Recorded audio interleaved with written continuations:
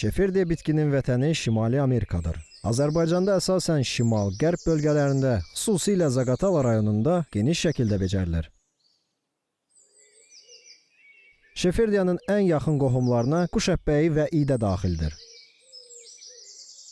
Azərbaycanda şefirdiyaya daha çox bəzək yolu kimi yanaşılır. Çünki meyvə verən bitkilər olduqca estetik görünüşə malikdir.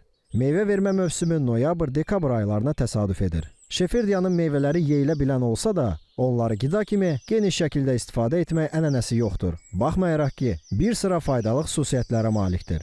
Şefirdiyanın gilə meyvələri balacadır. Qara qarağat böyüklüyündə qalın qabıqlı olur.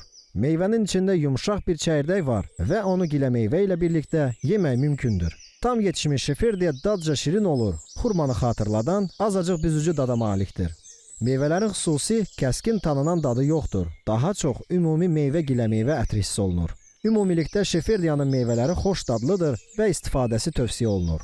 Ondan mürəbbə, kompot və desertlər hazırlanır.